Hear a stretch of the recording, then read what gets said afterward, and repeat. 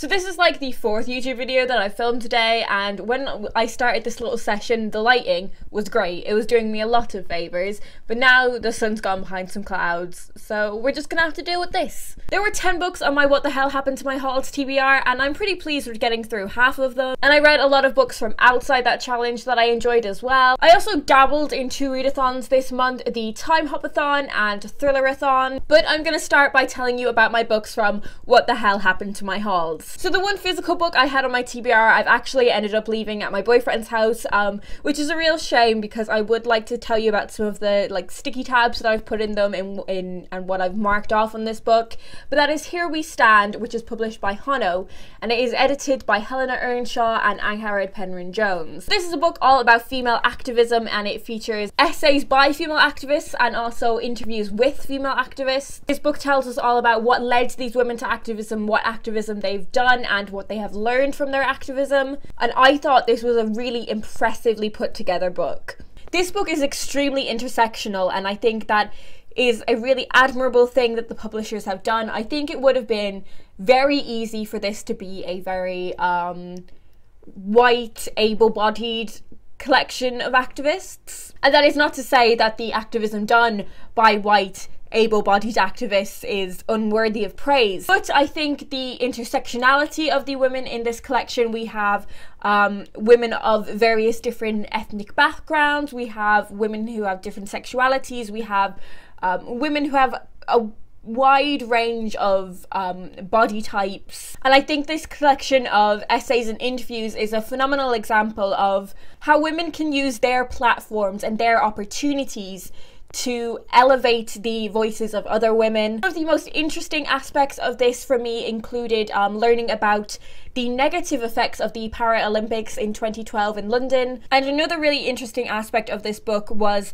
one activist who spoke about how her own activism has become collaborative with the activism which stemmed from the death of Trayvon Martin. And that was particularly poignant for me because I had just finished reading Rest in Power by Sabrina Fulton and Tracy Martin, who are Trayvon Martin's parents. This book was really, really brilliant. It is a book which gives voice to Trayvon Martin's parents to tell the story of what happened from their perspective. It goes from the days before Trayvon was shot, what happened directly afterwards, and the huge amount of campaigning and activism which followed his death. And it goes through the legal proceedings in a way that I wasn't familiar with. Trayvon's story was something that I'd seen on the internet, and actually I was really shocked when I realised how long ago it was. It happened in 2012, and the activism that was spurred immediately afterwards is still going on because not a lot has changed. But obviously it's a reality that so many people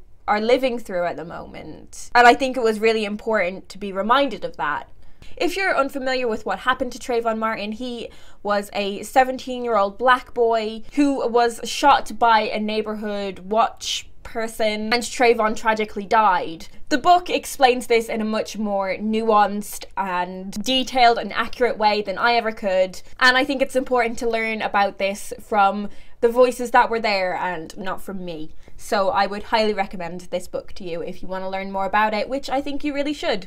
Another book that I read for my big catch-up reading challenge was The Other Side by Carrie Hope Fletcher. I flew through this book in one sitting. It was really, really consumable. I thought it was a total page turner, and it came to me at a point where I really needed to just fly through a book to get back into the swing of reading because I was feeling a little bit lazy about it. This is about an older woman who passes away surrounded by her family. She passes away in her sleep. Before she can get to her own personal heaven, she realizes that she needs to visit 3 very important people in her life in order to relieve her spirit of the secrets that weigh her down. This wasn't a particularly well-written book. The writing was, for me, fairly mediocre. There were a lot of little writing habits that really grate on me, a lot of adverbs and speech tags, and very like heavy-handed symbolism. So if you are looking for a book that has a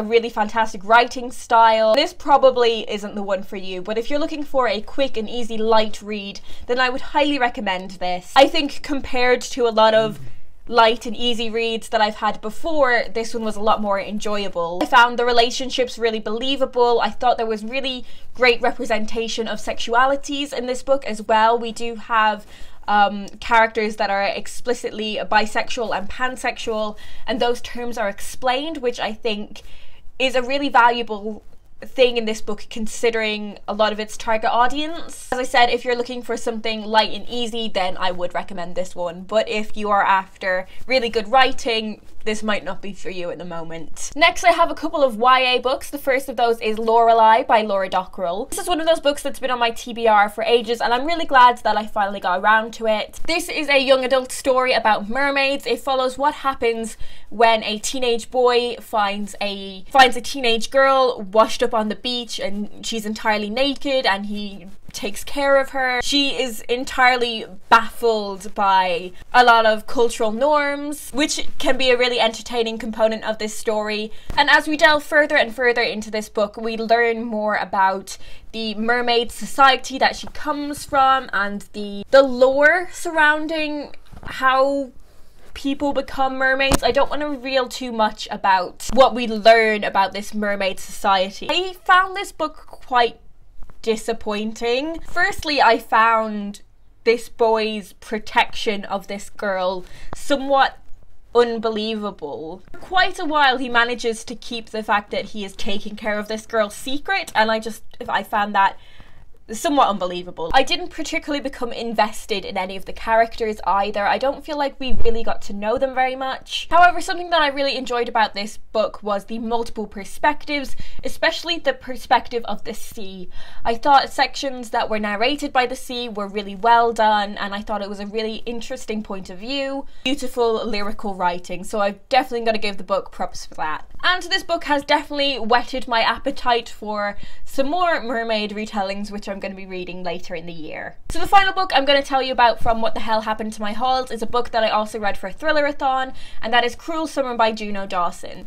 This was the first full novel that I read from Juno Dawson, and I thought it was pretty enjoyable actually. This is a thriller about a group of teenagers who, after spending about a year apart as they've gone their separate ways, go on holiday together to this remote Spanish villa or like holiday home, and they are dealing with the events that happened a year previously when one person in their friendship circle died. It is believed that she killed herself, however there are definitely suspicions that there was more to it than that. There are a bunch of different characters in this book, and I thought they were all really nuanced and complex and flawed, but also had things about them that were appealing, so I cannot fault the characterization in this book. And while suspicions are already high, they become raised even more when a character who is outside of this friendship circle joins the holiday, and when something tragic happens to her, it becomes very clear that there is a murderer amongst these friends. With regards to the death that happened a year previously, it's somewhat more complex than that, and I thought that was really great. I don't think the reveal of what happened was particularly obvious. I think that was really well done. This isn't a book that has left me thinking about it that much, but if you're looking for a YA thriller with some great characters, then I think you would really enjoy this one. The other book that I read for Thrillerathon was The Couple Next Door by Shari Lapana, and I had mixed feelings on this one. So I haven't read a lot of thrillers before, but there are three things that I think make a great thriller for me.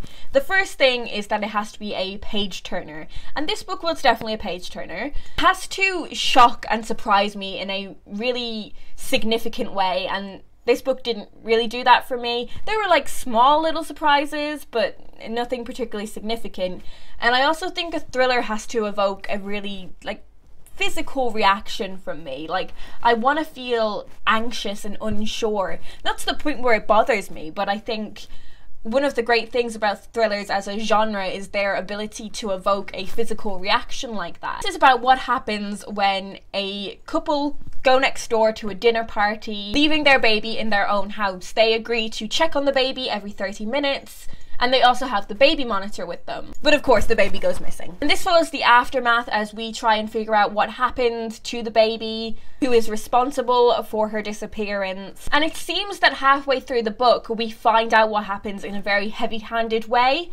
But the surprise for me here was that it's actually more complicated than that initial explanation. But I did just find this book a little bit ludicrous. When we find out the full extent of what has gone on, I just found it completely ridiculous. And the two father characters in this book, I think, are complete idiots. I also found that the level of wealth that was involved in this book created a lot of disconnect between me and the characters. I hated the ending. If you read this book, you'll know the very dramatic fashion in which it ends, and I hated it. I hated that final thing that happens. I'd be really interested to hear your thoughts on this one if you've read it, because I don't really think this was one for me. There was just too much in it that I found kind of ridiculous. And after reading that book, which I found a massive disappointment, I went on to a book that was a really brilliant surprise for me, and that is The Power by Naomi Alderman.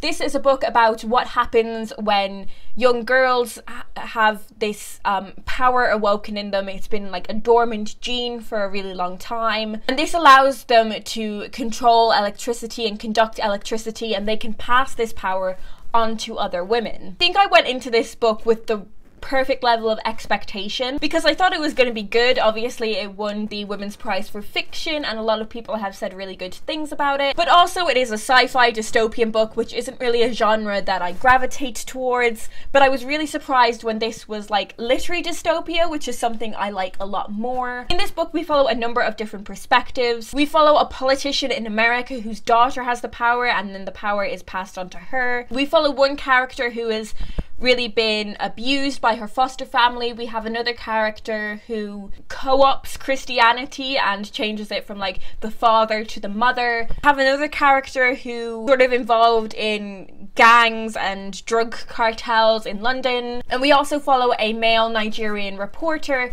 who travels about the world chronicling what is going on with the power. I actually found his perspective, his name is Tunde, I found his perspective probably the most interesting of all the characters. This book was far more nuanced and complex than I thought it would be.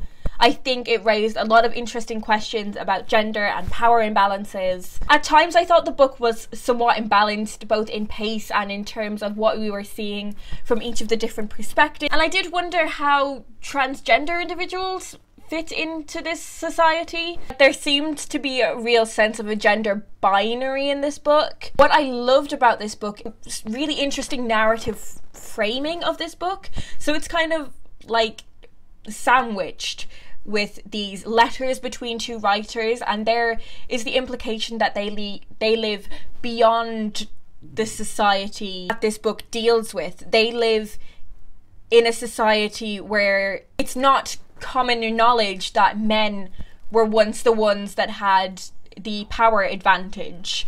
So it's really metafictional in that way, and the letters are really metafictional, and I really enjoyed them. I don't want to say too much more about the letters because the letters were one of the aspects of this novel that I was completely unaware of, and it blew my socks off. I thought it was such an interesting aspect of this book, and the final line of this book I love. It's so brilliant and it's really funny. This was a book that really awoke an urge in me to like write an essay. Even though I thought this book had its flaws, I would be surprised if this doesn't make it into my top books of the year. God, I read so much in February. This is going to be such a long video. I know it already is a really long video. This month I also finished up Burial Rites by Hannah Kent. This is a historical novel set in Iceland in 1829, and it follows the story of a woman who is condemned to death for murdering her lover.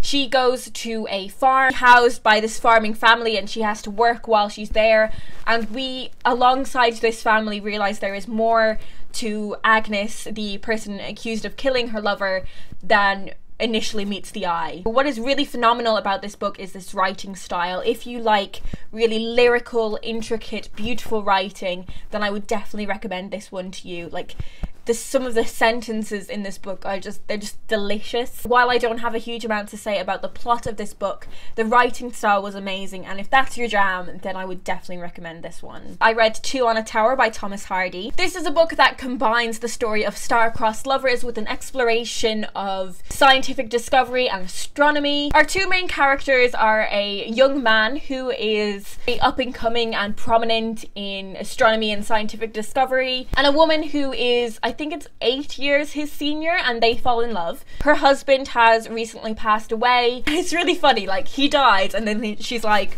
right, I'm gonna get this astronomer lad that I fancy. And there were like a few scenes where they're really like she particularly is really dancing around the fact that she wants to start something up with this guy. Eventually a romance does blossom between the pair, but there are a number of complications. I thought it was really fascinating to learn about science in this time period. There's a bit of sexism in this book because there is like the implication that one, women are incapable of science, which is not accurate, and two, that women will distract men from their scientific pursuits, which I thought was something that was really interesting to analyse and pick apart. I actually really enjoyed this book. I thought it was a really great book to pick apart and analyse, and from what I gather, this is actually one of Thomas Hardy's least acclaimed works, and I can see why. There are a lot of themes aren't dealt with fully in this book, but I really got on with Hardy's writing style, which sets my hopes pretty high for reading some of his more acclaimed novels. I also read a YA book called Linger by Maggie Stiefvater. This is the second book in the Mercy Falls series, and this is a book that I've been meaning to get to for ages. It's basically about a group of teenagers and their increased understanding of the wolves in their local woods, and how these wolves are actually werewolves, but not as we are necessarily familiar with them from werewolf lore. I read the first book in this series quite a while ago and I thought it was really consumable. I liked the twist that there are on typical werewolf stories, but overall this book didn't really leave much of an impact on me. I do think if you are into like young adult romances with that supernatural twist to them, this is one of the best ones that I've ever read. I think the characters are really believable, and I find the depiction of a young adult romance actually pretty accurate in a way that it's a lot more nuanced than I have seen in a lot of YA literature. I am going to be giving the third book in this series a read because I actually am pretty curious to find out what happens next, but it's not one that will ever leave me thinking about it that much, but I do think it is a really interesting book in its genre. I also read Some Possible Solutions by Helen Phillips, which is a short story collection, and I was kind of disappointed by this book. This is the second time I have tried to read this book, and I did get the full way through this time, but these are incredibly literary short stories. They have magical realism elements to them. They are often kind of perplexing and confusing. I was often pretty unsure of what was going on. We're dealing with themes like the understanding of the self and motherhood and identity, and you think all those descriptions would really be ticking my boxes, but I just couldn't get into this collection, and I'm not really sure what. I think they were a bit too literary for what I want from a short story collection. I definitely know people that would love this collection, like people that are really into very literary fiction. There was nothing bad about how these were written, they just weren't really for me. I've had a lot of reads like that this month where they were just fine, which is why I think The Power stood out to me so much. Okay, I only have 2 books left to tell you about, and then you can be on your way because this has been super long. And they are poetry collections. The first of which is Of Mutability by Joe Shapcott, and this is the first time I've ever read any of their poems. I thought this was really, really great. It isn't the type of poetry that I'm normally into. It's a lot more lyrical than the type of poetry that I normally turn to. Some of the lines in this are so beautiful and so thought-provoking, and I found myself reading a lot of this poetry collection out loud. It has a lot to do with bodies and with nature. It's about our mortality and our relationship to the natural world. And there are also a number of really playful aspects to this poetry collection that when they cropped up really surprised me. So yeah, I would definitely be interested in trying out more of Shapcott's poetry. And the final book I'm going to tell you about is another poetry collection, and that is Amanda Lovelace's The Witch Doesn't Burn in this one. So this is the type of poetry that I would put in a category with Amanda Lovelace's previous work, The Princess Saves Herself in this one, and also poets like Ruby Kaur. Feels like a call to empowerment in a number of ways. The poetic style in it isn't particularly nuanced, and I think the poetry doesn't stand on its own 2 feet as individual poems, but I think what this poetry collection really highlighted to me, and it's something that made me rethink collections like Milk and Honey, is that it's a book that has this almost like a story arc to it, like a long form poem. And I think it showcases how poetry like this is best experienced in one sitting. Not about the individual poems, it's about the journey that the writer goes on in these collections, but also the journey that you go on as a reader from start to finish. It is meant to be consumed as one piece rather than individual poems, so to critique the individual poems isn't really appropriate for the form. This book entirely changed how I think about poetry collections like that. So yeah, I'm just gonna wrap it up there. This isn't gonna be a particularly long conclusion to the video because you have been here for a really long time already. I think I've finally managed to strike the balance between balancing work and my reading life. And I think my What the Hell Happened to My Haul series is actually working exactly as I wanted it to. It's a pressure-free but really useful tool in me reading some older books on my TBR while also doing a lot of mood reading alongside it as well. So do let me know down below if you've read any of these books and what you thought of them. Are there any that you are tempted to pick up after hearing my thoughts? Do let me know down below, and I will talk to you guys in my next video.